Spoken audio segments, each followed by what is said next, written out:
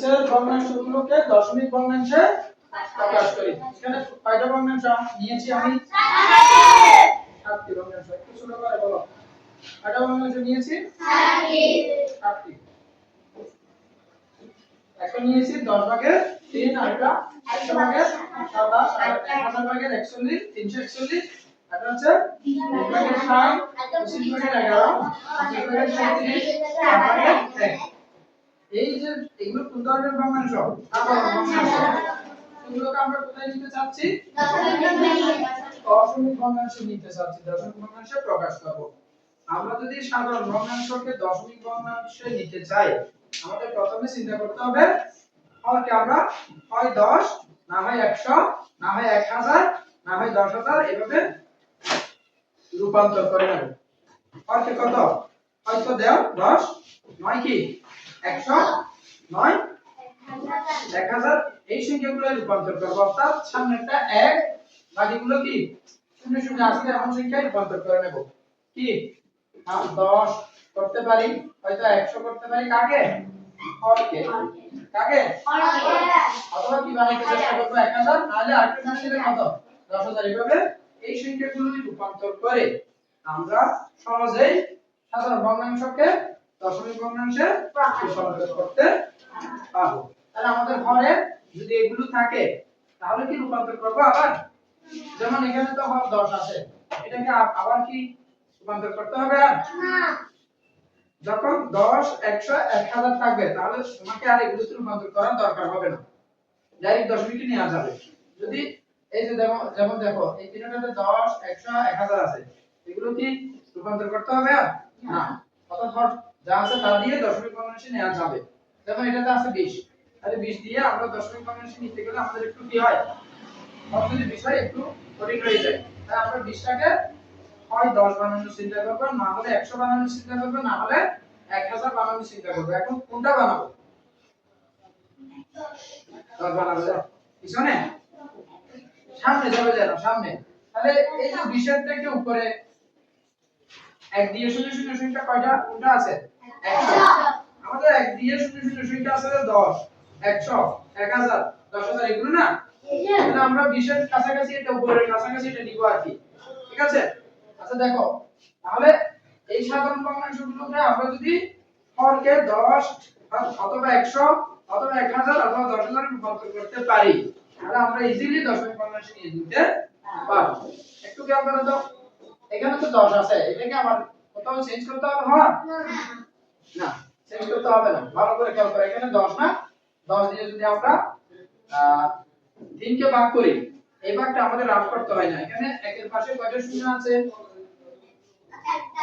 একটা। তাহলে লবে এখন ডান দিক থেকে এখন আগে দশমিক বসাও। এখানে লব কত? 3। তাহলে লবের ডান দিক থেকে এখন আগে দশমিক দিলে কত হয়? কত হয়? দশমিক 3। এমনিতে একটা শূন্য দিতে পারবে। তাহলে এটাকে দশমিক ভগ্নাংশে প্রকাশ করলে কত হয়েছে? 0.3। আমাদের কিছু করতে হয়েছে? না। এবার দেখো এখন পাশে কয় শূন্য আছে? 2টা। এটাকে দশমিক ভগ্নাংশে প্রকাশ করা যাবে? আমরা তো বলছি 10 100 1000 থাকলে আর সমস্যা নেই, না থাকলে রূপান্তর করতে হবে। তাহলে যেহেতু আছে তাই এটাকে দশমিক ভগ্নাংশে নিতে গেলে লবে দশমিক বসাতে হবে। এখন কয় অঙ্ক আগে দশমিক বসাবো? 2 পাশে যতটা শূন্য দেখবে তাহলে 2 অঙ্ক আগে দশমিক বসালে কত হয়? এখানে বল না, এখানে কি না আর এটা নিতে দাও। ঠিক আছে? তাহলে কত আছে? 0.27 বলা যাবে না। 0. কত? 27।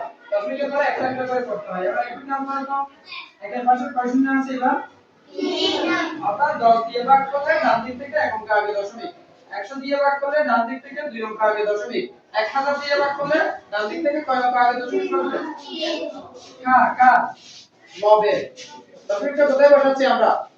লব যত আছে তত। দেখেন লব কত আছে বলো তো? 341। তাহলে ডান দিক থেকে 3 অঙ্ক আগে দশমিক দিলে 341 এর আগে পড়তেছে কিনা? আর এটা এমনি দেবে। তাহলে দশমিক ভগ্নাংশ প্রকাশ হয়ে গেছে না?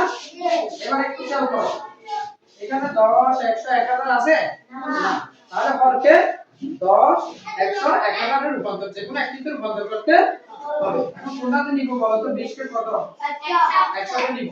ঠিক ঠিক আছে তাহলে 20 কে কত দ্বারা গুণ করলে 100 এর মধ্যে যাচ্ছে বলো তো কত দ্বারা 26 এ 100 তাহলে 26 এ 100 ভালো করে খেয়াল করো যদি তুমি হরে 5 গুণ করো লবণ তোমাকে কত গুণ করতে হবে 5 তাহলে এবার গুণটা করে নি 5 এ কত 100 আর সাথে কত 35 এবার দেখো তো 100 দিয়ে ভাগ করলে কয় অঙ্ক আগে দশমিক বসে লবে দুই অঙ্ক শূন্য যতটা তত অঙ্ক আগে তাহলে দুই অঙ্ক আগে বসে কত হচ্ছে 0.35 এই শূন্যটা এমনিতে দেওয়া যাবে বুঝছো কি না এবার দেখো এটাকে করব আমরা এটাও তো হরে কত আছে এখানে 25 তাহলে এটাকে হয় 100 নয়তো 1000 এরকম বানাতে হবে বললাম না কত বানাইলে সুবিধা হচ্ছে 100 আর দিয়ে গুণ করলে 100 যাচ্ছে না আর তার যদি হরে গুণ করো লবেও কত গুণ করতে হবে 4 তাহলে কিন্তু ভুল হবে তাহলে কত পাচ্ছি নিচে আর 25 100 আর 11 বলে দিই তাহলে আমরা জানি যে 100 দ্বারা যদি কোনো সংখ্যাকে ভাগ করি লবের কয় অঙ্ক আগে দশমিক বসানো যাবে তাহলে কত হয় দশমিক 44 না 44 না সরি 47 কত 0.47 বুঝতে পারছো এবার একটু খেয়াল করো এটা তো হরে 10 100 1000 নাই তাহলে এটাকে কত বানালে সুবিধা হচ্ছে 100 কত দ্বারা গুণ করতে হচ্ছে এটাকে 2 দ্বারা গুণ করলে হরেটাকে 2 দ্বারা গুণ করতে হবে অর্থাৎ লবকেও গুণ করতে হবে হরকে গুণ করলে তাহলে 50 গুণে কত হয় 100 তাহলে এদিকে কত হচ্ছে 30 60 60 14 কত হয় 74 তাহলে এবার কয় অঙ্ক আগে দশমিক বসাবো বলো তো 2 অঙ্ক তাহলে এখানে বল না 7 সালের আগে বুঝছো কিনা অর্থাৎ লবের ডান দিক থেকে 2 অঙ্ক আগে দশমিক বসালে কাজ শেষ এখন দেখো সাধারণ ভগ্নাংশ থেকে আমরা কোথায় নিয়ে যাচ্ছি সবগুলো একদম ইজি না আর যদি 10 100 1000 থাকে তাহলে আরো সুবিধা রূপান্তর করতে হচ্ছে না 10 100 1000 এ রূপান্তর করতে হচ্ছে না আর যদি 10 100 100 1000 না থাকে তাহলে হরকে আমরা কি বানাতে চেষ্টা করব হয় 10 না হয় 100 না হয় 1000 এবার একটু খেয়াল করো এখানে হর আছে কত 4 কত দ্বারা গুণ করলে 100 এর মধ্যে যাবে বলো তো এটা কিন্তু 10 এ নেওয়া যাচ্ছে না যাচ্ছে না 10 এ নেওয়া যাচ্ছে না কারণ যদি গুণ করলে 8 হয়ে যাচ্ছে 3 দিয়ে গুণ করলে 12 তাহলে 25 দিয়ে গুণ করলে কোথায় চলে যাবে 100 তাহলে এটাকে যখন 25 দিয়ে গুণ করেছো লবেও 25 গুণ করতে হবে তাহলে 4 25 কত 100 25 এর গুণে 25 এবার কয় অঙ্ক আগে দশমিক দিব বলো তো এই অঙ্ক আগে দশমিক দিলে 0 কত হয় আর দুই অঙ্ক আগে দিচ্ছি বারবার লবে বুঝতে পারছো তাহলে দেখো তো আমরা কত সহজে একটা সাধারণ ভগ্নাংশকে দশমিক ভগ্নাংশে রূপান্তর করতে পারি সেই নিয়মটা আজকে শিখাইছি কেমন এখন কি তোমরা পারবে ধরো আমি আরেকটু নিজের থেকে শুনতে দিচ্ছি খেয়াল করো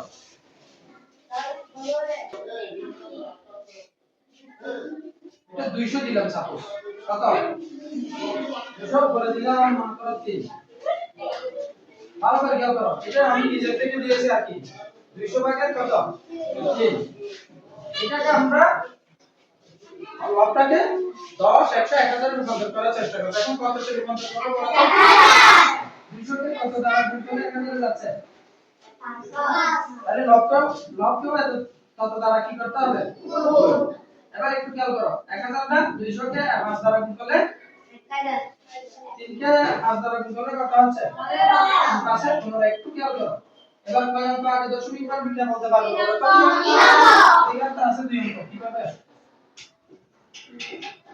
আছে 2 অঙ্ক লবে এখন দশমিকটা বসাতে হচ্ছে 3 অঙ্ক আগে কি করা যায় বলো তো কেন একটা শূন্য দিব একটা কি দিব আগে যেটা আছে সেটা লিখে ফেলবে আর যতটা অঙ্ক প্রয়োজন সেগুলো কি দিবা শূন্য দিবা বুঝছো এখন জি আগে এখনো বুঝতে কষ্ট হয়েছে এমনও করতে পারে যে আমার 3 অঙ্ক আগে দশমিক দেওয়া প্রয়োজন কিন্তু 3 অঙ্ক লবে নাই না থাকলে আগে যেটা আছে এটা বসাবে আর যতটা প্রয়োজন ততটা কি দিবা শূন্য এবার তোমরা কি সবাই পারবে সাধারণ ভগ্নাংশ থেকে দশমিক ভগ্নাংশে রূপান্তর করতে জি ঠিক আছে সবাই এটা করে নাও